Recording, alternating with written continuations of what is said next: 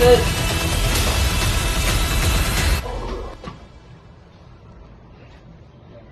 karapatan kang hindi magsalita. Ano mang sabihin mo ay maaaring gamitin laban sa iyo sa lahat ng korte sa Pilipinas. May karapatan kang pumili ng sarili mong abogadong may kakayahan at malaya. Kung kayang bayaran ang serbisyo ng isang abogado, maglalaan ang gobyerno ng isa para sa iyo. May karapatan kang pumili ng doktor na mahusay at malaya na magsagawa ng eksaminasyon pisikal. Kung hindi mo kayang bayaran ang serbisyo ng doktor, ang gobyerno na ang maglalaan para sa iyo. Naiintindihan mo ba ang makarapatang ito?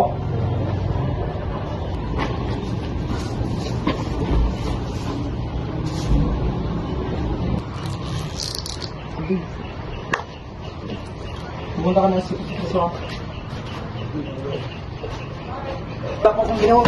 sa prinsipyo ka na magpaniwala. Base sa mga ebidensya na inilahad sa prosecutor's office, ang kaso ay maaaring iakyat sa korte sa ika-12 ng Nobyembre, alas 2 ng hapon sa Riverside Regional Trial Court. Para ipadinig ang kaso laban sa suspect na si Delbert Masangkay na inilahad ng pamilyang Gonzales para mabigyang hustisya ang pagkakamatay ng kanilang anak na si Kim Gonzales.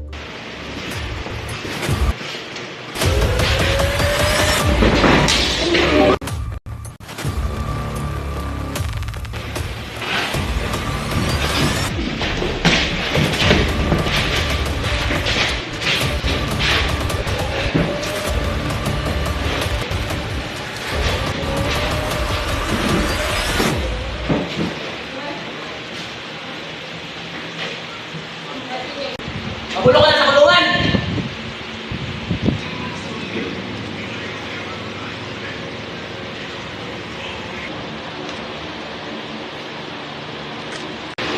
Nabasahan ka na ba ng iyong karapatan? Opo. Ikaw, witness, ito ba ang makita mong pumatay? Opo, ma'am.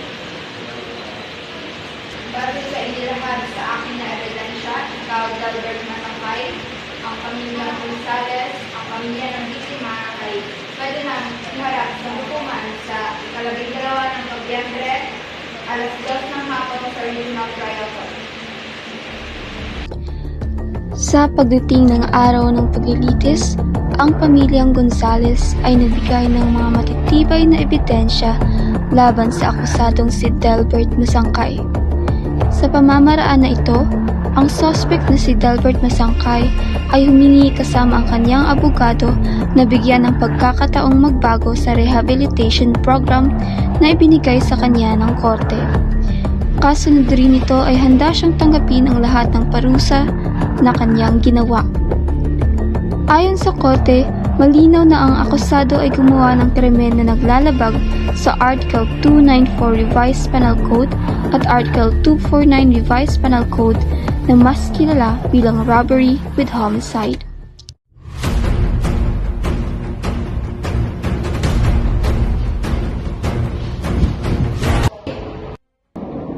Magandang umaga. Binubuksan ng korte ang kaso laban kay Masangkay na inaakusahan ng robbery with homicide.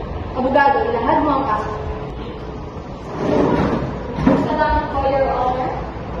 Ang akusado ay nakusahan sa pamanakot at pagpatay sa limang biktima na si Kim Gonzales noong Nobyembre ng 2010. Sa insidente nito, napatay ang biktima.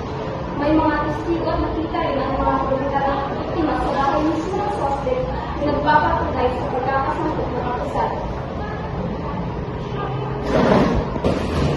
Your Honor, humihingi kami ng bata sa paglilitis at dalabado ng aming inito. Pakamihin lamang namin ang katotohanan ng datos at kaibigan na pagkakasinyasa. Naiintindihan. Pulis, maaari mo ba lahat ang ulat ng investigasyon?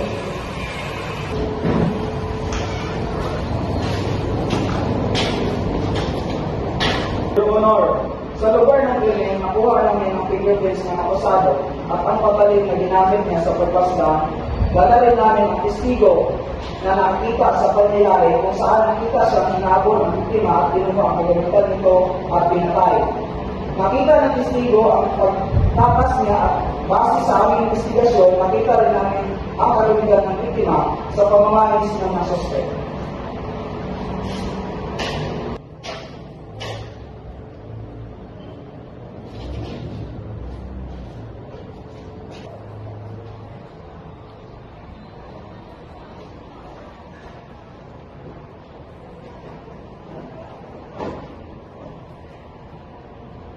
Pwede ba lumapit ang testigo sa harapan? Yes, Your Honor.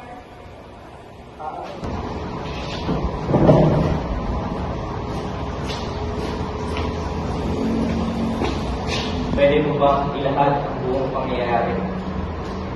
Opo.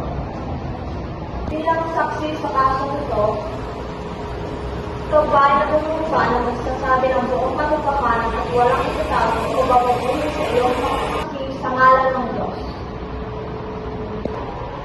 Opo, nanunumpa ako.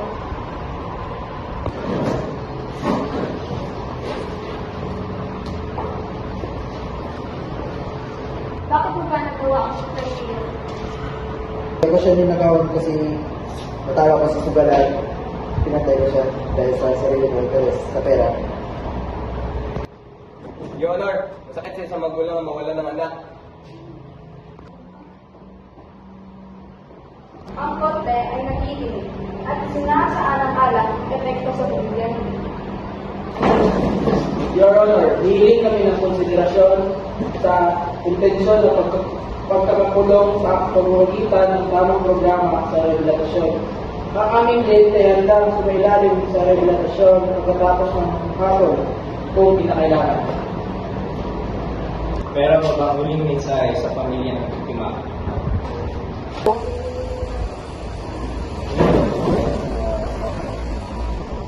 Hingi ako ng patawad sa aking pagkakamali. Kaya kung sumunod kung ano man ang nakasaad sa batas. Under pasakay, matapos ang may ng pagsusuri sa lahat ng ebidensya, testimonya ng testigo at paglalahad ng depensa. Nakikita ng korte na ikaw ay nagkasala ng robbery with homicide na naglalabag sa Article